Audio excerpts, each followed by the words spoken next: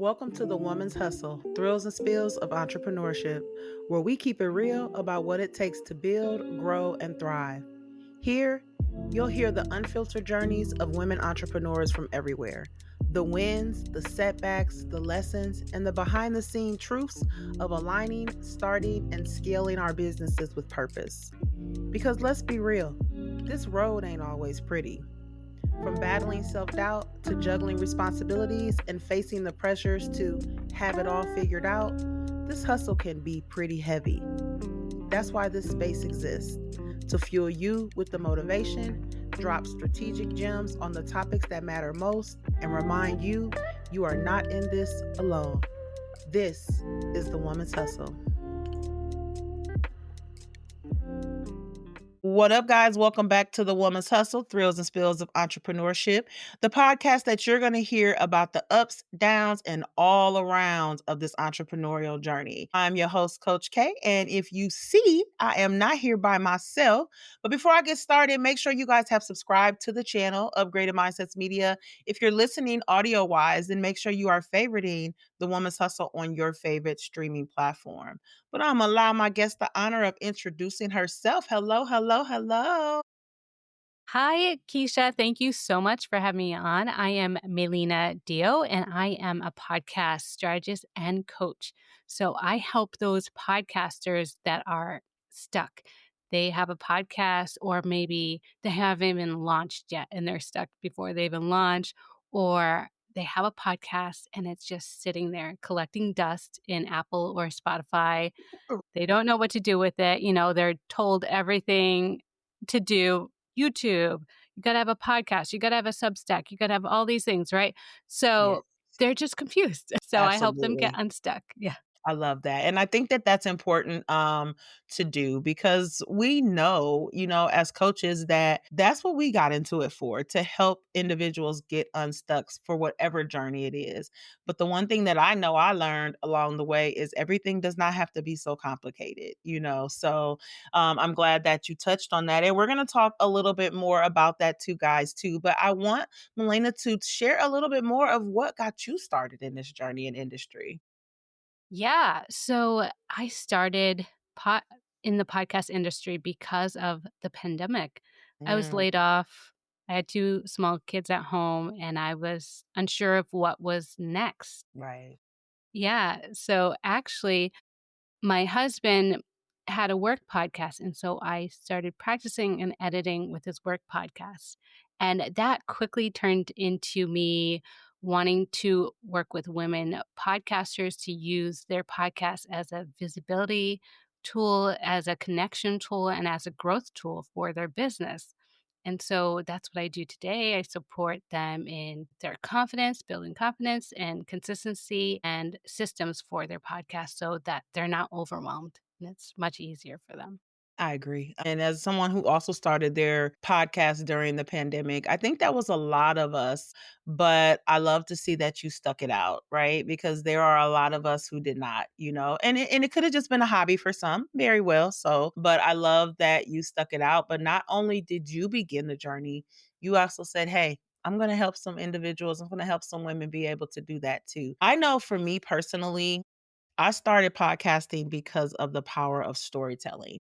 And I think that people don't use that enough. We want to tell our stories. We see the age of influencers and all that good stuff. But I started these podcasts in 2021, and I feel like that's probably the best place where I know that I can share a story, I can share insight, and I know that so many people relate to me when it comes to that, right? I want to touch on something that I feel like that needs to be discussed because we're living in an age right now where people are valuing the likes over anything else, right? Mhm. And me personally, I have never been the person to worry about a lot of likes. Now, I've had imposter syndrome, guys. Don't get it twisted. I look at it and it's like, oh, only got one like. It can be discouraging for someone that is trying to establish and still on that journey. But I really had to shift my mindset, which upgraded mindsets. I use my tools for me too, y'all. But I had to really shift my mindset because I can still be making an impact. They might not have liked it. they may not have shared it, they may not have commented. So I can't base the impact that I wanna make based off of that type of response. And I think I wanna touch on, like, the legacy that I'm really trying to build with the Woman's Hustle, but also my other podcast, Empowering Real Talk, because I'm trying to build that legacy so 5 years later, people can go back and hear that episode and be like, "Man, yes, that's still relevant to me right now."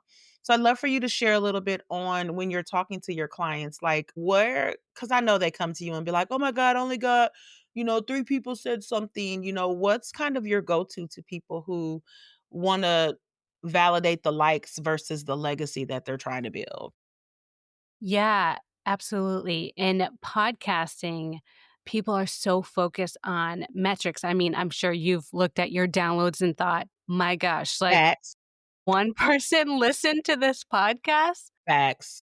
But like you said, it's that mindset. It's thinking that one person is that one person that needed to hear your message that day. And it's not just about downloads. It's about so much more. It's about connecting with your listeners. It's about providing value to them. And the right people will find you. And I really believe that if For sure. you keep at it and you keep trying, I know that the right people will find you. And I see it with myself. My podcast launched and it did great when it launched, but my downloads are not near where maybe someone would think would be a successful podcast, but I feel like I'm successful because Absolutely, I and have that's what people matters. coming back weekly and coming back to listen to me.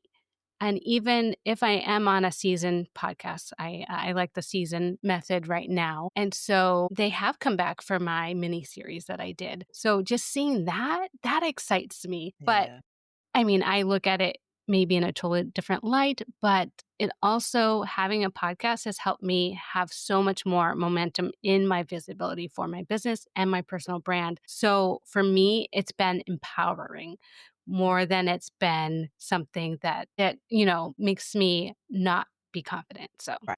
Yeah, yeah. and I can agree with that because, yeah, there were days where I'm like, "Oh my god, I only got 2 downloads on this podcast. I only got 3. I only got 1," and those things can be discouraging, but the one thing that I want us to realize, and this is on any level when it comes to the entrepreneurial journey, we're just talking about podcasting today, y'all.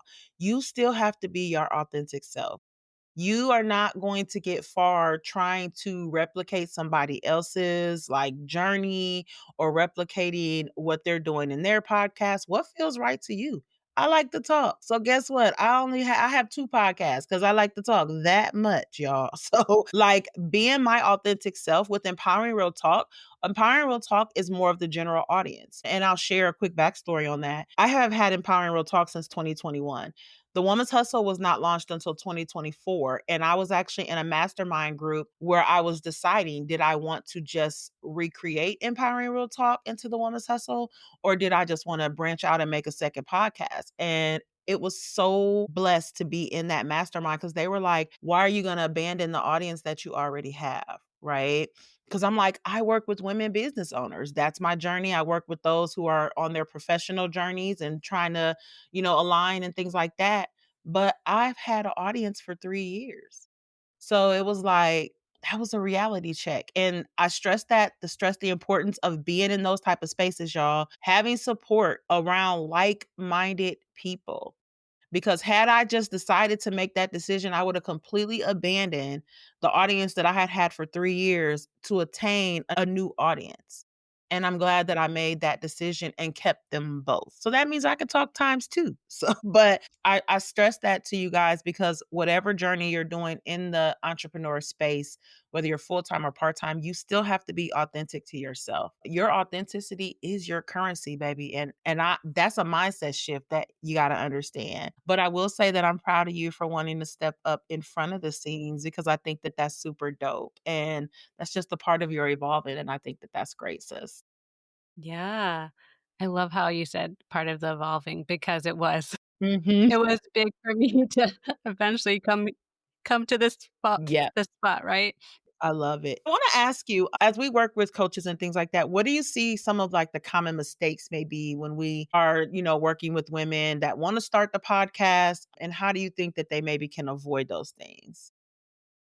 The common mistakes are there's a few and I mean, we kinda touched on the downloads. I think Mm, it's also something they don't even wanna start because they're just so fixated on the downloads equaling subscriber or sponsorships, I meant to say, mhm. equaling sponsorships. So if their podcast isn't going to make any money, what is the point of even starting? And that's where a lot of women get stuck because they see they think that they need to make money from it right away, or they only see one way to make money from it. And there's so many ways that you can monetize your podcast, and it's not just by sponsorships Ooh, tell them because again.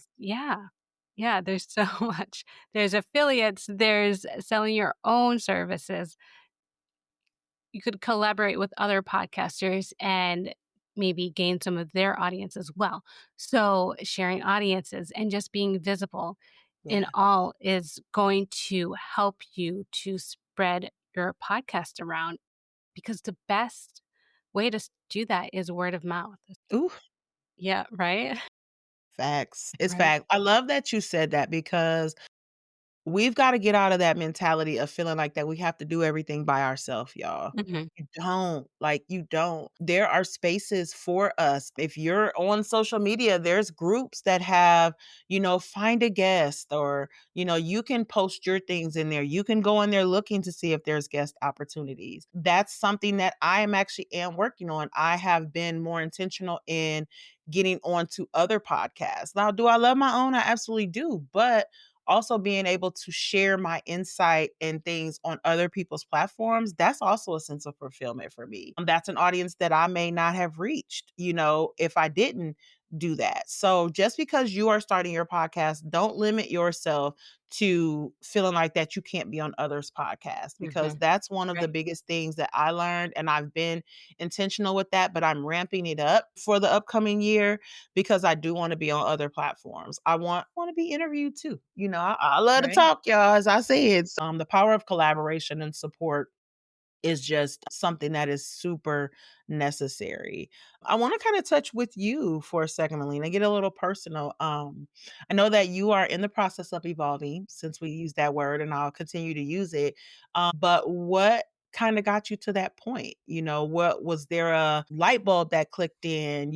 What made you decide to say, "It's time for me to step on the other side of that camera?" Well, I think it was 2 things. I think it was putting in the reps of just doing the little things day after day, week after week, doing LinkedIn Lives, doing any kind of collaboration, doing summits with other people. That was part of it, and also just seeing that I really needed to have a personal brand for people to connect with me. Also, Yeah, because when you're on socials, you're just a post, right? And it's hard to feel that connection with someone. And that's why I think video is such an important aspect of anything that we do, podcasting, even if people are doing Substacks or whatever they're doing, it's also great to have either that voice or that video to have that deeper connection.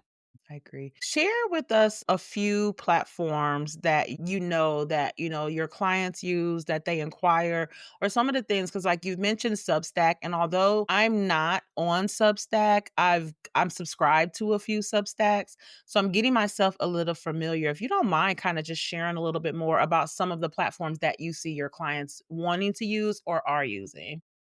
Yeah, sure. So, first off, I would say LinkedIn is a big place that I see a lot of my clients on, and I have probably met them mostly there or some way. Nice. Nice. I'm a big LinkedIn person, but also Threads is big right now. If you Mm, are looking for podcast guesting, that's a great place to be right now for podcast guesting and to just connect with your yeah. people.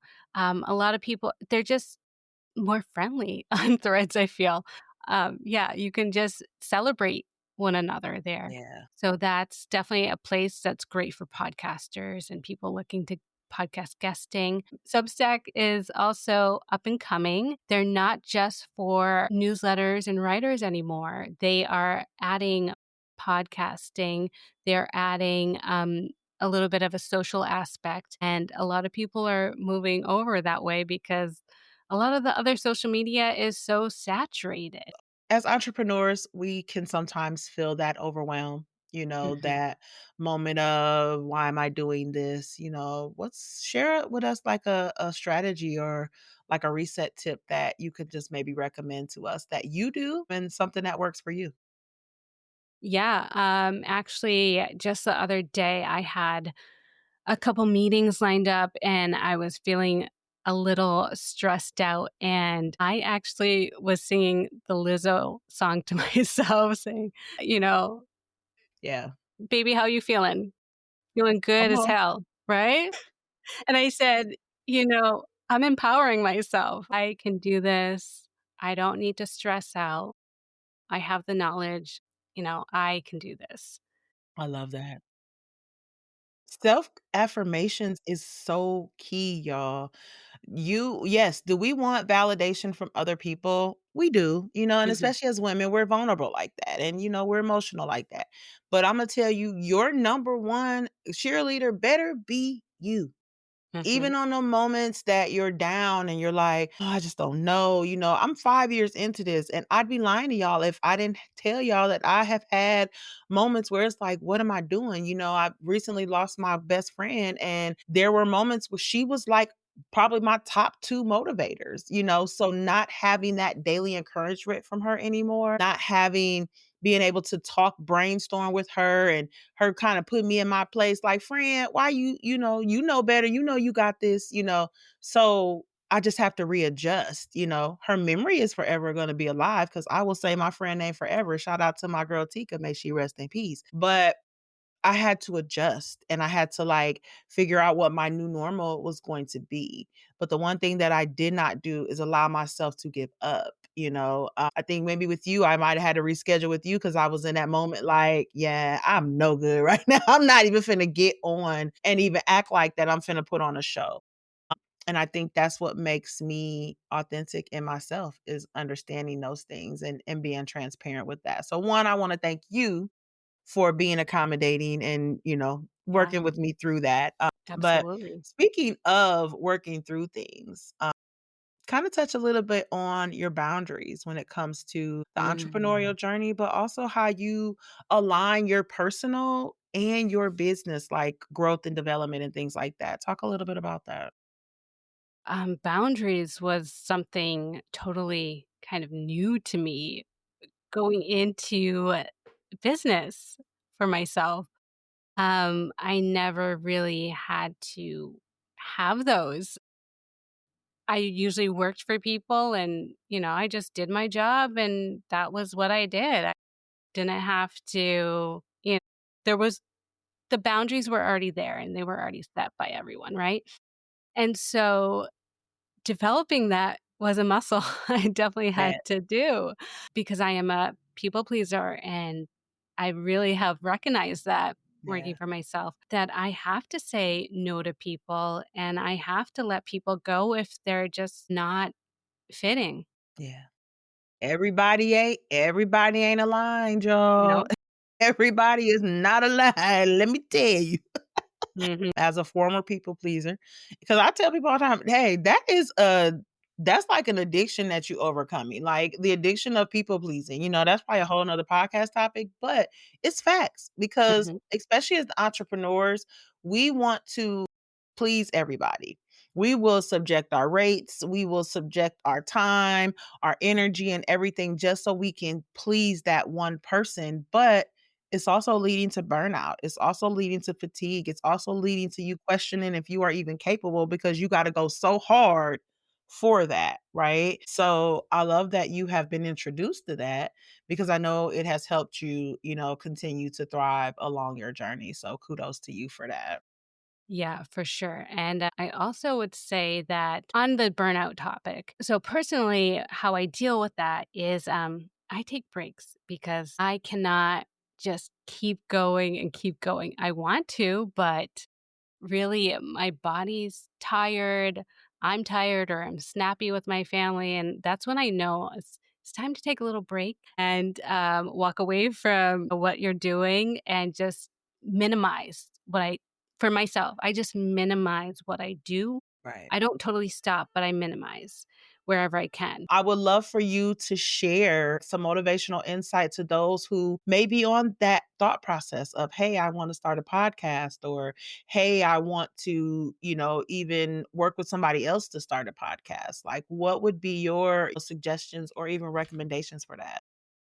So, if you're thinking about launching a podcast and you're a little bit hesitant or thinking, I don't know, should I do solo? Should I do interview style? Should I do a co host? How should I do it? I would first try and do some podcast guesting first for your business and see, does this feel good to me? Am I enjoying it? Do I like the mic? Also, get a mic if you're going That to podcast guests, just because maybe you're going to start your own podcast anyways. So just get the is mic, facts. right? It's facts. A great, like a nice condenser mic, and it should work really well for you. And try that first and then see if that feels aligned and right for you. And also, for those who want a podcast or are podcasting, ask yourself, what does my audience need to hear from me before they're ready to work with me? That question right there can be the core of your podcast. It can be, just the core, and you can spin so many ideas off of just that. Definitely test the waters, guys. You definitely gotta do that. Imma be honest, y'all, if y'all thinking about doing a podcast on the latest celebrity gossip and because you see that that's trending with other people, is that really being authentically you? Or are you just trying to do something that you feel like is going to be, because there's a difference between going viral. I'll say this, Hmm. you can go viral, but you have to stay relevant after that viral. Yep. Okay. So if that's not what you're out here wanting to do, if you just want a viral moment, then yeah, podcasting probably won't be for you. But if you are wanting to tell a story, if you're wanting to share with others about a story, if you want to bring people on to help them share their stories, then it's definitely something that I would recommend exploring. And definitely, Elena's information. I don't help people launch podcasts. She do. So her information will be in the show notes where you guys can reach out to her, schedule some time, learn more about what she can offer you. Because I do think that as women, especially, we definitely need to have our voices out here on various platforms doing various things. Shout out to you for acknowledging that and stepping up to do that. Thank you so much. This has been Absolutely. such a fun time. Absolutely. Well, all right, you guys, listen. I hope that you got great value out of this today. I hope there were some gems dropped that you can write down, and don't hesitate to reach out. If you have questions wanting to learn more about what I do with upgraded mindsets or what Melina does, then definitely do not hesitate to reach out, you guys. We are here to provide insight, strategic value, but also to help you step into the most empowering version of yourself and whatever that looks like. So don't hesitate to reach out. Make sure you have favorited the podcast. Share this with your women entrepreneurial people, okay? Especially that one that talk a lot, so she might want to start her own podcast. Make sure you share this with her, all right? I appreciate you guys so much for tuning in. Like, share, subscribe. Talk to you later, baby.